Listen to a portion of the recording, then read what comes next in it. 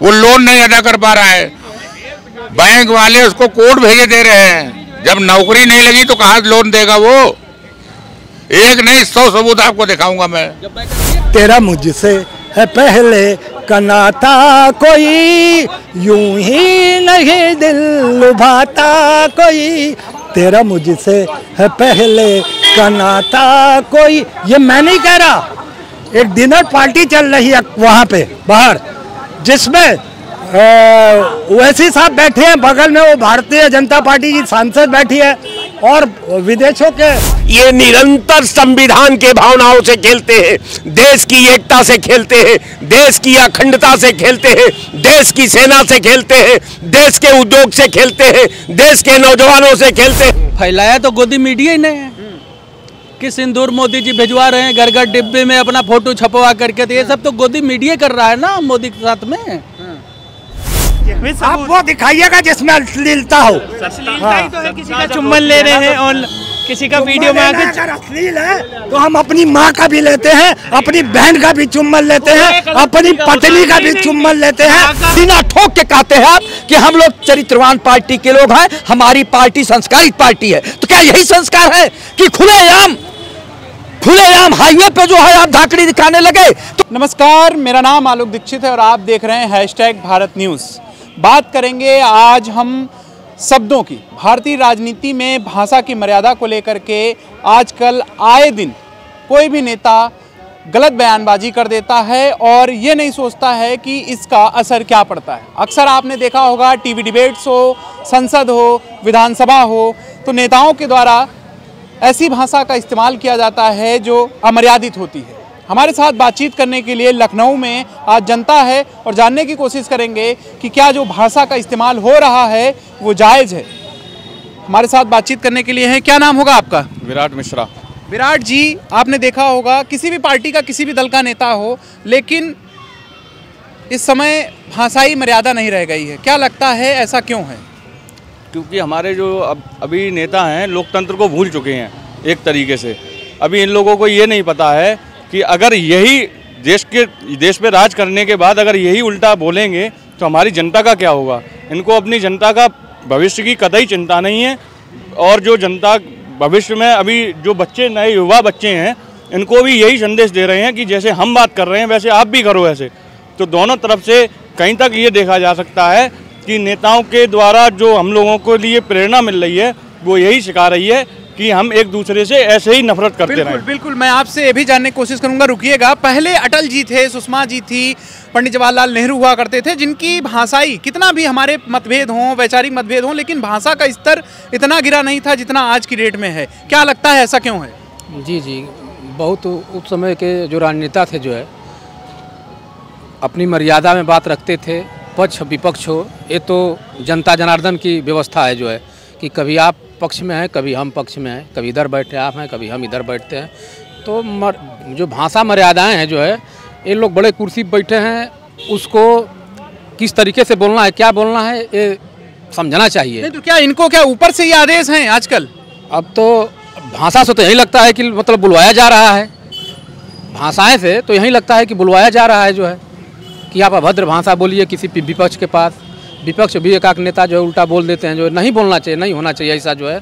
ये लोकतंत्र है जो है, ऐसा होना नहीं चाहिए। मतलब भाषाओं से तो यही लगता है कि बुलवाया जा रहा है ऊपर से। अच्छा, ये बताइए क्या इसका बच्चों के ऊपर असर पड़ता है? पूरा असर पड़ रहा है और हमारे लोकतंत्र पे पूरा खतरा मंडरा रहा है इस चीज़ का। अगर इन लोगों को सभ्यता बोलने की नहीं आ रही है तो हमारे लोकतंत्र पर खतरा है, और हमारे युवाओं पर खतरा है, और हमारे युवाओं के भविष्य पर खतरा है। जो आने वाली पीढ़ी है वो यही सीखेगी, और नफरत का एक संदेश जा रहा है। इस संदेश को हमें कैसे भी रोकना है। जैसे हमारे पुराने नेताओं के बारे में आप भाई साहब से बात कर रहे थे, उनकी मर्यादा बहुत ही अलग थी, उनकी तो ये बराबरी कभी कर ही नहीं सकते हैं। हमारे अटल बिहारी वाजपेयी जी रहे और अडवाणी जी रहे, जो शिक्षित नेता थे, उनको तो साइड ही लगा दिया गया है। उनको साइड इसीलिए लगा दिया गया है क्योंकि शायद पता नहीं उनको इनकी मतलब एक मानसिकता नहीं है, या फिर और भी कारण हो सकते हैं। लेकिन मेरे जहाँ तक नज़रिया है, मैं ये देखता हूँ इनकी उनसे मानसिकता मिलती नहीं है। बिल्कुल, और बिल्कुल। मैं आऊँगा आपके पास, रुकिएगा। आपने देखा होगा आजकल बड़ी अमर्यादित भाषा हो रही है, आप भी एक नेता हैं, क्या लगता है क्या वर्तमान राजनीति में पार्टियों के ऊपर से दबाव रह रहा है कि नहीं गलत बयानी ही करिए आप? देखिए, सबसे बड़ी बात है कि जिस समय के दौर में अगर उदंडता महिमा मंडन होने लगे, संसदीय प्रणाली से बार बार समाज खेलने लगे, देश की मर्यादा और संस्कृति के आभा के भावना से खेलने लगे, तो और वहाँ महिमा मंडन होने लगे, तो फिर क्या पूछना साहब। रह गया सवाल कि केवल प्रवक्ताओं के बीच का मामला नहीं। आपको याद होगा सभी पात्रा के साथ एक कांग्रेस के प्रवक्ता त्यागी जी थे, इन्होंने आतंकवादी कह दिया और उसी पर उसका हार्ट फेल हो गया, वो मर गया।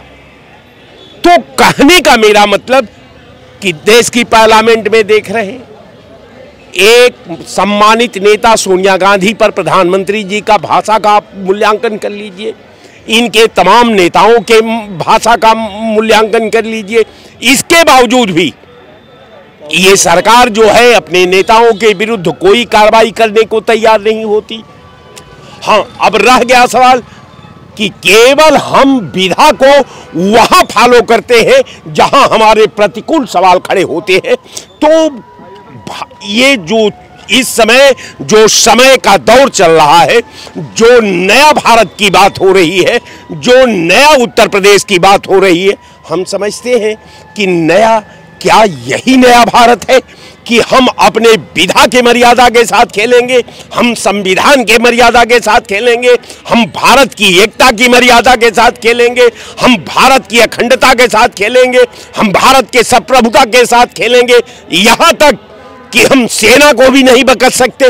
तो कहने का मेरा मतलब ये है साहब कि जो मर्यादा जिसके पास होती है वो दूसरे की मर्यादा करना और मर्यादा लेना दोनों जानता है। बिल्कुल आपकी बात से मैं सहमत हूं, लेकिन सवाल उठता है, आपने सोनिया जी की बात करी, 2007 में मौत का सौदागर, 2013 में नीच व्यक्ति प्रधानमंत्री नहीं बन सकता, तो ऐसे भी भाषा आई है, प्रधानमंत्री के खिलाफ भी आई, उसको आप कैसे देखते हैं? बिल्कुल सही बात है कि मौत का सौदागर, मौत का सौदागर शब्द का जब देश की पार्लियामेंट में सवाल उठा तो मौत के सौदागर के नाम पर उन्होंने किसी का नाम नहीं लिया। सोनिया जी आज भी आप सर्च करके देख लीजिए, सोनिया जी ने किसी व्यक्ति का नाम नहीं लिया, लेकिन तो बिल्कुल 2002 में कोट किया और उन्होंने कहा कि जो लोग मौत के सौदागर हैं, जो मौत के ठेकेदार हैं, जो लोग संविधान की मर्यादा के साथ खेलते हैं, जो पार्लियामेंट की मर्यादा के साथ खेलते हैं, मैं इसका कटु निंदा करता हूं। यह सोनिया गांधी का भाषा था। अब इसमें बताइए कि किसी के भावना पर उन्होंने किसी का नाम नहीं लिया, लेकिन जो इनका प्रवक्ता की जो दलील थी वो राहुल गांधी पर सीधे टारगेट था, और राहुल गांधी पर जब टारगेट में आया, अगर कांग्रेस का प्रवक्ता अपना पक्ष रख रहा था तो उसके मां तक इनका प्रवक्ता चला गया। अब अगर आप सीधे गाली, हम समझते हैं कि आपने जिस भाषा का प्रयोग किया है आधुनिक भारत में, विज्ञान के दौर में, हम समझते हैं कि जो एक रिक्शा चलाने वाला है, एक गरीब आदमी है, जो सड़क का आदमी है, जो मैखाना का आदमी है, वो भी किसी के माँ को सीधे गाली नहीं दे सकता। बिल्कुल माँ को गाली नहीं दे सकता। आप रुकिएगा, हम आपके पास आते हैं। क्या है ये जो भाषाई गरिमा है, टीवी डिबेट में गाली दे देना, कहाँ तक सही है? ये बहुत ही गलत है, और जब से भारतीय जनता पार्टी आई है तभी से यह प्रचलन चला है कि भारतीय जनता पार्टी के लोग ही इस तरीके की भाषा का प्रयोग करते हैं। पहले भी तो होता रहा होगा। कभी नहीं, कभी बताइए आप बता दीजिए कभी ऐसे संसदीय भाषा का प्रयोग किया गया। देश के प्रधानमंत्री को गाली देते हैं लोग। कौन लोग देते हैं बताइए ना। चौकीदार चोर है और चौकीदार चोर है। और केशव प्रसाद मौर्य जी को भी कहा था, उनके पिता के बारे में बोला था, माननीय अखिलेश जी ने बोला था उनके पिताजी के बारे में, तो वो संसद भवन में रो पड़े थे। तब संवेदना उनसे माफी मांगने के लिए कहा गया था, अखिलेश जी ने माफी तक नहीं मांगी, उन्होंने कहा हम नहीं मांगेंगे। वही तो मैं पूछ रहा हूँ, कब से ये प्रचलन हुआ है? ये भारतीय जनता पार्टी के आने के ही बाद से शुरू हुआ है। नहीं तो क्या भारतीय राजनीति में ये सही है, ये जो प्रचलन चला है? गलत है। देश और प्रदेश के सदन में खुला मंच पर पाकिटमार की तरफ भाषा बोलेंगे आप, तो यह संदेश कैसा होगा जनता के बीच में? आप एक देखिए, इसी उत्तर प्रदेश सरकार में कैबिनेट मंत्री, पंचायती राज मंत्री जो कहता है कि योगी और मोदी को गुजरात नहीं भेज दिया तो मैं असली बाप का बेटा नहीं। कौन बोला? अब समझिए कौन बोला। अरे कौन बोला? पंचायती राज मंत्री कौन है? अब घूम रहे हैं देश में। चलिए, आज वर्तमान समय में जो राजनीति है उसमें भाषाई जो गरिमा गिरी है, कैसे देखते हैं आप इसको? अब क्या करोगे, भाजपा वाले गिराए हैं तो उसके लिए हम लोग क्या कर सकते हैं। जब भाजपा का संस्कार है यही है कि उसका जो है गरिमा गिराओ, क्या बोलो क्या नहीं, दूसरे बीबी सिंदूर दे दो, तो ये सब बड़ी शर्म की बात है। सिंदूर को लेकर तो कह रहे हैं वो अफवाह न्यूज फैला दिए। अब तुम्हें जैसे गोदी मीडिया जो है फैलाया होगा भाई, फैलाया तो गोदी मीडिया ही नहीं है कि सिंदूर मोदी जी भिजवा रहे हैं घर घर डिब्बे में अपना फोटो छपवा करके, तो ये सब तो गोदी मीडिया कर रहा है ना मोदी के साथ में। अगर गोदी मीडिया ने न फैलाया होता तो प्रधानमंत्री अब तक उसको जेल में डलवा दिए होते सब मीडिया वालों को। इतना बड़ा पोपोडंडा किसी मीडिया वाले का औकात नहीं है फैला देगा, जो प्रधानमंत्री के कठपुतली बन के नाच रहे हैं मीडिया वाले।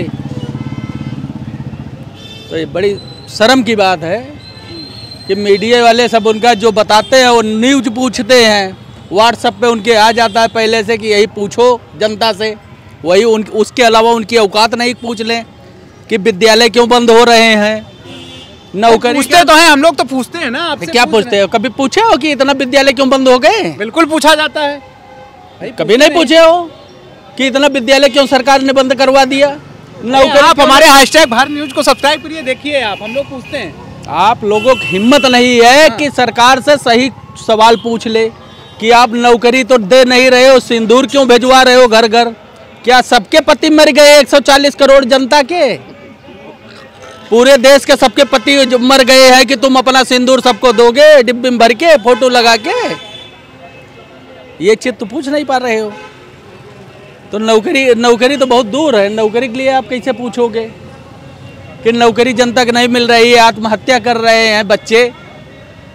तो ये बहुत शर्म की बात है। विद्यालय बंद किया जा रहा है कि अमीर जो धनाढ्य लोग हैं उन्हीं के बच्चे प्राइवेट स्कूल में पढ़ पाए, सरकारी बंद हो जाएगा, साले अशिक्षित रहेंगे, जय श्री राम झंडा उठा करके दौड़ेंगे फर्जी। नहीं तो क्या जो भाषाई गरिमा गिरी है अशिक्षा की वजह से है? क्या लगता है यार? मोदी की खुदा गिरी हुई है।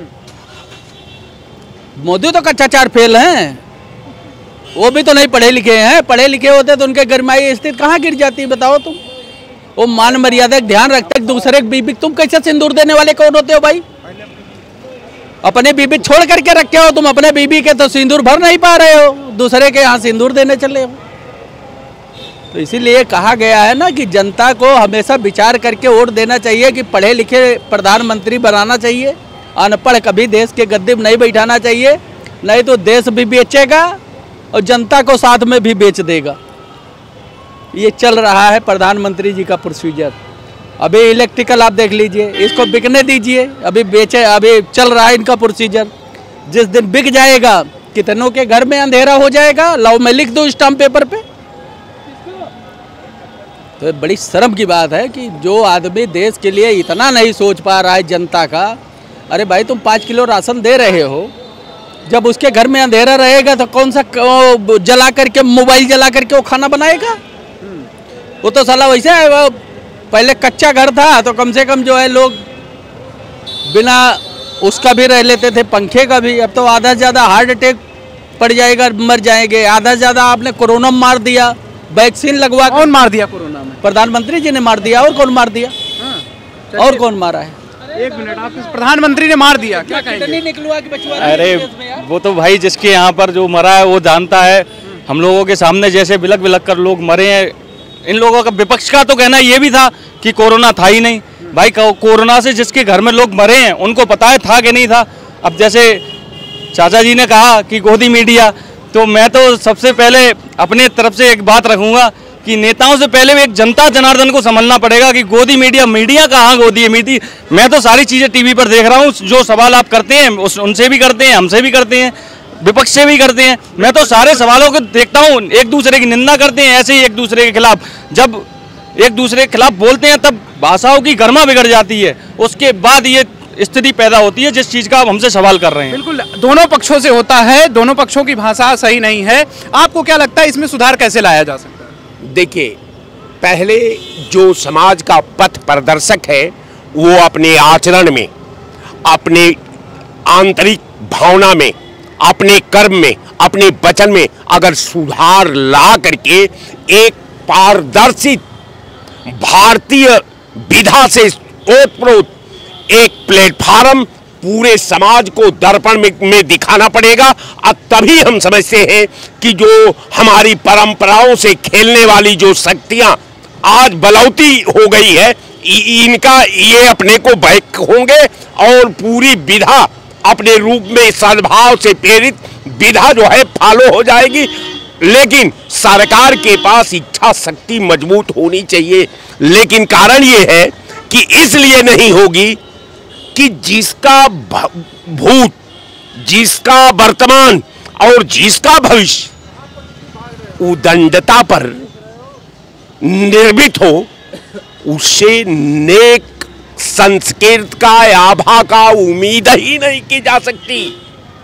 इसलिए कि ये निरंतर भावनाओं से खेलने वाले दल है, ये निरंतर संविधान के भावनाओं से खेलते हैं, देश की एकता से खेलते हैं, देश की अखंडता से खेलते हैं, देश की सेना से खेलते हैं, देश के उद्योग से खेलते हैं, देश के नौजवानों से खेलते हैं, देश की अस्मत से खेलते हैं। इनको खेलने की आदत पड़ गई है। आज ये तभी सुधरेंगे जब ये सड़क पर आ जाएंगे और सड़क वाले वहां विराजमान हो जाएंगे तो ऑटोमेटिक सारा व्यवस्था सुधर जाएगी। बिल्कुल। एक मैंने पिक्चर देखा था जब छोटे से थे कि नेता क्या करते थे, पहले गांव फुकवा देते थे, उसके बाद 5-5 किलो राशन ले जा करके बांट देते थे घर घर कि वो साला हमारा गुलाम बन जाए कि हमारी मदद किया है। ठीक है, आज वही पिक्चर हमारे मोदी जी देख करके कर रहे हैं, गांव फुकवा रहे हैं और उसके बाद 5 किलो राशन दे रहे हैं कि खाओ, जिंदा रहो, हमारी जयकारा लगाओ कि मैंने तुमको 5 किलो राशन दिया हूँ, और पीछे से घर फुकवा दे रहे हैं। तो ये प्रधानमंत्री जी की 5 किलो राशन की वजह से तो जीत गए चुनाव, आप कह रहे हैं घर। तो वही तो मैं कह रहा हूँ कि मैं छोटा सा था तो ये पिक्चर देख रहा था। मोदी जी पिक्चर देख के कर रहे हैं। नेताजी जो है घर पहले पूरा गाँव फुकवा देते थे और उसके बाद पहुँचते थे, 5 किलो राशन बांट देते थे हर घर में और कुछ पैसा बांट देते थे और उसके बाद उन्हीं नेताजी का जयकारा लगता था। तो वही दशा आज चल रहा है, वही पिक्चर देख करके काम कर। विकास नहीं हो रहा। अरे भाई तुम अंधे हो क्या यार? कौन सा विकास हुआ हमको बताओ ना कि एक विकास हुआ है, तुम ही बता दो, हम नहीं जानते कौन सा। आप बताइए। नहीं, आप बताइए कौन सा विकास हुआ है। अरे सरकार तो कह रही है कि नौकरी बांट रहे हैं हम, उसके अलावा जो है रोड बन रही हैं खूब ढेर। अगर नौकरी तुमको मिल गई होते तो ये भोंपू लेके न दौड़ते हैं कि जौन के हमको भोंपू लेके हम अपने सुविधा के अनुसार नहीं, ये भोंपू लिए हो कि हमारा जो है हमारा पैसा है, हमारा वीडियो चल जाएगा तो हमको मिल जाएगा 500 रुपये, हमारा पैसा है। अरे फैसल क्या है यार? अगर आप 50,000 की नौकरी पाए होते तो भोंपू लेके गली गली ना दौड़ते। आपको क्या पता 50 मिल रहा है नहीं मिल रहा? हमको पता है ना, वही बात। हमारी भी वही स्थिति है। सरकार की बात करिए, तुम्हारे वाली हमारी भी स्थिति है। ठीक है, हमारी भी वही स्थिति है तुम्हारे जैसा। हम भी ये सोच रहे हैं कि एक भोंपू ले ले और दौड़े गली गली। 60 साल कांग्रेस की सरकार रही है, तब सारे के सारे जो हम लोग घूम रहे हैं ना, आईपीएस थे, अब भाजपा की सरकार है, आज सारे मतलब बेरोजगार हैं। 60 साल में कांग्रेस ने रोजगार नहीं दे पाया, 10 साल में मोदी जी सब गड्ढे से निकाल कर सब आपको निकाल के दे देंगे। आप ये भोंपू बता रहे हैं ना, भोंपू पकड़ के आज आप भी उस टाइम शायद आपके पिताजी आईपीएस ऑफिसर रहे हों, शायद अंकल जी से एक बार पूछ लीजिए, शायद वो हों। अगर कांग्रेस ने नौकरी न दिया होता तो आज जो मोदी जी रिटायर कर रहे हैं, रिटायर न करते होते जो आज डेली रिटायर कर रहे हैं, और कौन से वैकेंसी भरे हैं रिटायर करने के बाद? इनके पिताजी भी कांग्रेस दिया हुआ नौकरी कर रहे होंगे जो यहाँ खड़े हैं पैंट बुशर्ट पहन कर। किसी नौकरी, हम बिजनेस पे हमेशा रहे हैं, हम बिजनेस करते हैं, हम बिजनेस मैन हैं, हम कभी नौकरी नहीं कही है और ना नौकरी पे हम। लड़के ओवर एज हुए जा रहे हैं, नौकरी के नाम पे नौटंकी है। जो लड़का 3 लाख रुपया लोन लेके और इंजीनियरिंग और इसका किया, आज वो लोन 10-11 लाख रुपया हो गया, वो लोन नहीं अदा कर पा रहा है। बैंक वाले उसको कोड भेजे दे रहे हैं, जब नौकरी नहीं लगी तो कहाँ लोन देगा वो? एक नहीं 100 सबूत आपको दिखाऊंगा मैं। जब वैकेंसी नहीं है। अरे अंकल और कहने के IAS PCS कोई नहीं था, पहले तो 8वें क्लास का IAS बन जाता था। आप ये भी तो देखिए। हाँ बिल्कुल, 8वें क्लास का भी जो है वैकेंसी। वो ये कह रहे हैं ना, आप भोपू लेके घूम रहे हो। फिर हमारी बात छोड़िए, एक मिनट। हाँ जी बताइए आप क्या बोल हमारी बात छोड़िए, आप अपनी बात जी जी। मैं तो ये कहना चाहता हूँ कि ये कह रहे थे गोदी मीडिया गोदी होती तो यहाँ क्यों खड़ी होती भाई? आप यहाँ खड़े हो, लोगों के बीच बात पहुँचाने के लिए खड़े हुए हो, मीडिया कहाँ से? टिप्पणी नहीं कर रहा हूँ, टिप्पणी भाई करने का वही नहीं है। रही बात, बिल्कुल क्या कहेंगे आप? आप सवाल तो करेंगे। सवाल हमारा यही है कि जो भाषाई मर्यादा आज की डेट में, हमारी डिबेट का मुद्दा ये नहीं था नौकरी, हमारी डिबेट का मुद्दा था कि जो आज वर्तमान समय में राजनीति में, पहले आपने देखा होगा कई सारे प्रवक्ता भी थे, कई सारे नेता भी थे, भाषा बहुत संतुलित और बहुत मर्यादित होती थी। लेकिन आज अभी आपने देखा होगा कि भाषा का स्तर काफी गिर गया, चाहे वो पक्ष के हो चाहे विपक्ष के। ऐसा क्यों? भारतीय जनता पार्टी की सरकार में और भारतीय जनता पार्टी के विधायकगण हों, MP हों और इनके कार्यकर्ता हों, तो ये लोग कहते थे हम चरित्रवान पार्टी के लोग हैं, हम संस्कारित पार्टी के लोग हैं। इनके मनोहर लाल धाकड़ जो हाईवे पे धाकड़ी दिखाने लगे, इनके जो है गोंडा का जिला अध्यक्ष 9:30 बजे के बाद रात में अति आवश्यक मीटिंग बुला लेते हैं, और तमाम लोग हैं। प्रेम शुक्ला जी माँ बहन की जो है उस पर उतर आते हैं, जो बड़े बड़े चैनलों पे हाल है। तो आप सोच लीजिए कि ये तो दोनों पक्षों से है ना, एक पक्ष थोड़ी ना है। आप ये बताइए, जिनको आप कहते थे कि ये लोग जंगल राज वाले हैं, माफिया राज वाले हैं, गुंडा राज वाले हैं, उनको लाइसेंस है, उनको हमने हटा दिया। इसलिए हम चरित्रवान पार्टी को ले आए, भारतीय जनता पार्टी को पूर्ण बहुमत नहीं प्रचंड बहुमत की सरकार बनवाए। तो आप तो चरित्रवान हैं, आपको तो चरित्र बरकरार रखना चाहिए। आपने चरित्र निर्माण की योजना क्यों नहीं चलाई? 11 साल से देश के प्रधानमंत्री आदरणीय मोदी जी हैं और 7-8 साल से आदरणीय योगी जी हैं, तो आपकी तो ज्यादा जिम्मेदारी बनती है। जब आप कहते हैं, सीना ठोक के कहते हैं आप कि हम लोग चरित्रवान पार्टी के लोग हैं, हमारी पार्टी संस्कारित पार्टी है, तो क्या यही संस्कार है कि खुलेआम हाईवे पे जो है आप धाकड़ी दिखाने लगे? तो ये संस्कार है? ये भारत की मर्यादा का विनाश कर रहे हैं आप लोग, भारत को लज्जा में डुबा रहे हैं। अब क्या क्या बोलूं, मुझे तो शर्म आती है कि क्या क्या शब्द ले आऊं। अगर मैं ऐसा शब्द बोल दूंगा तो और मुझे भी अफसोस होगा कि ये मैं क्या बोल गया।